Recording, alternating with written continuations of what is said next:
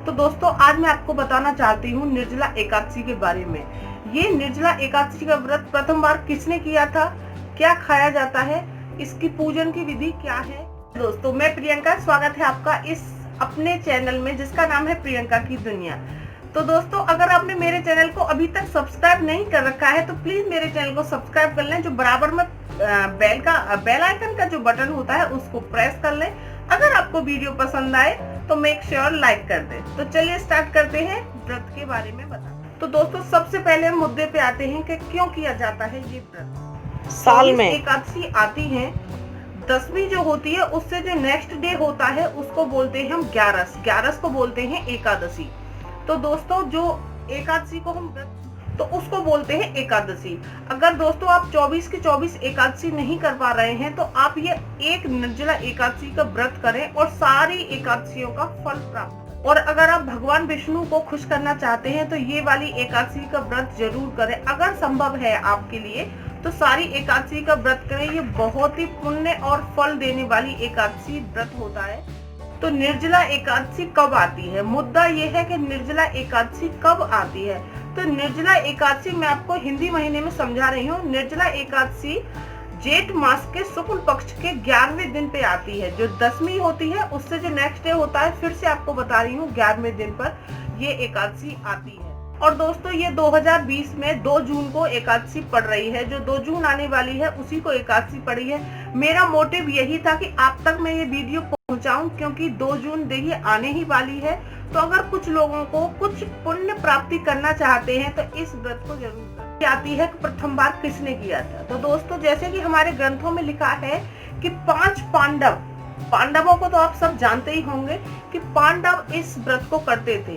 तो हमारे जो भीमसेन जो थे वो खाने के बेहद शौकीन थे, तो वो इस व्रत को नहीं कर पाते थे। तो उन्होंने वेद व्यास जी से जाके पूछा, उन्होंने वेद व्यास जी से जाके पूछा जिन्होंने महाभारत ग्रंथ लिखा है। आप जानते होंगे महाभारत ग्रंथ के बारे में। तो उनसे जाके पूछा कि हे भगवान, मैं इस व्रत से, इस पुण्य से वंचित रह जाऊंगा, क्योंकि मैं ये एकादशी नहीं कर पाऊंगा तो मैं वंचित रह जाऊंगा क्या। तो सबसे पहले जो सोल्यूशन था, जो उपाय था, तो वेद व्यास जी ने भीमसेन जी को बताया और बोला, हे बालक, अगर आप सारी एकादशी नहीं कर सकते हैं तो जो ज्येष्ठ मास में जो एकादशी आती है उसको आप कीजिए और सारी एकादशियों का आपको फल प्राप्त होगा। तो दोस्तों इसीलिए इस एकादशी को भीमसेन एकादशी भी बोला जाता है। तो दोस्तों भीम ने इस व्रत को सबसे पहली बार किया था, निर्जला एकादशी का व्रत। तो इसीलिए इस एकादशी को भीमसेनी एकादशी भी बोला जाता है। और दोस्तों जो जेठ में आपको पता है, जो जून में भीषण गर्मी होती है, पानी की इतनी प्यास लगती है, भयंकर तरीके से प्यास लगती है, उसमें ये एकादशी आती है। तो कहा जाता है कि मतलब हमारे जो उदर में, हमारे जो पेट में ऐसी ऊर्जा उत्पन्न होती है हमारे शरीर में कि वो हमें ना भूख लगने देती है ना प्यास लगने देती है। तो इतनी भीषण गर्मी में जो इस एकादशी को व्रत को करेगा उसको यकीनन पुण्य बहुत ज्यादा प्राप्त होगा। इसको करने से सारे पापों से मुक्ति मिलती है। तो चलिए अब आते हैं व्रत की विधि पर। तो दोस्तों ये व्रत जो है 10वीं की जो शाम होती है उससे स्टार्ट हो जाता है। 10वीं की शाम को ना हमें चावल खाना चाहिए, ना हमें मसूर की दाल खानी चाहिए, क्योंकि ये दोनों जो है एकादशी में खाने वर्जित है। तो दोस्तों एकादशी वाले दिन सुबह नहा धो के आप श्री हरि विष्णु जी का, जो कि ये व्रत श्री हरि विष्णु जी का, तो दोस्तों सुबह 11 को यानी एकादशी को नहा धोकर पीला कपड़ा आप पहनना चाहते हैं तो पहन सकते हैं और पीला कोई प्रसाद बनाइए, अगर हो सके तो पीला प्रसाद। तो दोस्तों सुबह एकादशी वाले दिन नहा धोकर पीला कपड़ा पहनिए। जरूरी नहीं है कि आप पीला ही कपड़ा पहने, आपकी मर्जी है। अगर आप चाहते हैं पहनना तो पीला कपड़ा पहनिए। पीला प्रसाद बनाइए, अगर हो सके तो पीला प्रसाद बनाइए, नहीं तो घर में जो भी कुछ हो आप प्रसाद के रूप में रख दीजिए। बस ये ध्यान रखिए कि उसमें चावल ना हो, क्योंकि चावल एकादशी में बिल्कुल वर्जित होता है।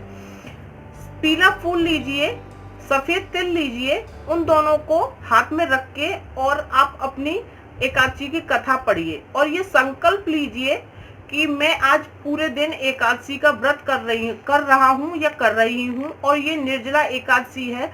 हे हरि विष्णु, मुझे शक्ति दीजिए, और साथ में दीपक जला लीजिए विष्णु, और जो विष्णु जी की जो मूर्ति होगी आपके पास उस पर तिलक कर दीजिए, और आप बहुत साधारण तरीके से ये पूजा कीजिए। देखिए, भगवान ये नहीं चाहते हैं कि आप ज्यादा आडंबर कीजिए, बस भक्ति तो मन में होती है दोस्तों। ये नहीं है कि मतलब बहुत सारी चीजें हम इकट्ठा करें तभी हमारी पूजा होगी।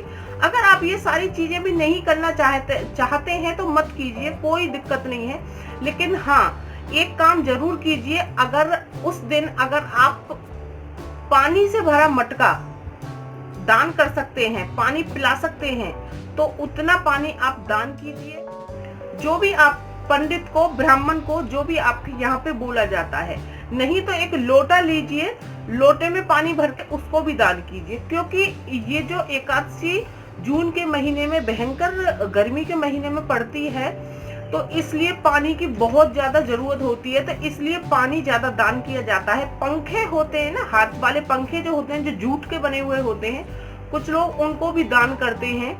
कुछ लोग रोडों पे स्टॉल लगाते हैं शरबत पिलाने के लिए लोगों को, तो वो भी दान, बहुत बड़ा दान माना जाता है। मतलब ओवरऑल सारी बातों को मैं आपके साथ इकट्ठा करती हूँ और मैं बोलती हूँ कि इसमें पानी का बहुत बड़ा दान माना जाता है। दोस्तों, आप पूरे दिन श्री हरि विष्णु जी का जाप करते रहिए, कीर्तन करिए, भगवान का नाम लेते हुए मन में जो भी आप काम कर रहे हैं वो कीजिए। किसी की बुराई मत कीजिए, किसी से झूठ मत बोलिए, किसी का बुरा मत सोचिए।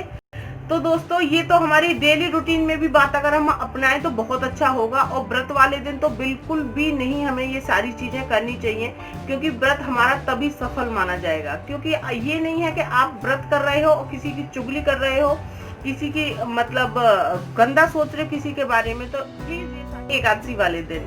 और खाने की बात यह है कि ये जो निर्जला एकादशी का व्रत होता है, इसमें पानी बिल्कुल भी नहीं पिया जाता, क्योंकि निर्जला मीन्स बिना पानी के। और जो बुजुर्ग लोग हैं वो पानी ना पी के फ्रूट वगैरह खा सकते हैं, कुछ फ्रूट भी वगैरह खा सकते हैं, कोई चाय भी पी लेता है। अगर जितना संभव हो सके आप निर्जला को निर्जला की तरह ही रखिए। अगर आपका तबीयत खराब हो रही है या कुछ हो रहा है तो आप ये सारी चीजें ले सकते हैं। जैसे दिन में एक बार चाय पी लिया आपने, या फिर कुछ फ्रूट खा लिया, ये आप ले सकते हैं। वैसे भी देखिए, मेरी जो पर्सनल सोच है ये है कि भक्ति दिल में सच्ची होनी चाहिए, भूखा रहने से कुछ नहीं है। लेकिन ये निर्जला एकादशी जो ग्रंथों से चली आ रही है, तो इस परंपरा को तो हमें जारी रखना ही चाहिए। तो दोस्तों, जैसे भीमसेन जी ने अपनी सारी एकादशियों का व्रत फल एक एकादशी में, निर्जला एकादशी में पाया था, वैसे आप भी उसका फल पाइए और श्री हरि विष्णु जी का नाम लेते हुए अपने इस एकादशी व्रत को पूर्ण कीजिए। तो चलिए, इस वीडियो को हम यहीं पे एंड करते हैं। आपको कोई और भी जानकारी चाहिए तो मेरे कमेंट बॉक्स में कमेंट करके बताइएगा, और आप मुझे बताइएगा कि आपको ये मेरी वीडियो कैसी लगी। अच्छी लगी हो तो आपको पता है क्या करना है। तो चलिए, इस वीडियो का यहीं पे एंड करते हैं। श्री हरि विष्णु जी की जय, श्री हरि विष्णु जी की जय, श्री हरि विष्णु जी की जय। बाय बाय दोस्तों, स्टे होम, स्टे सेफ।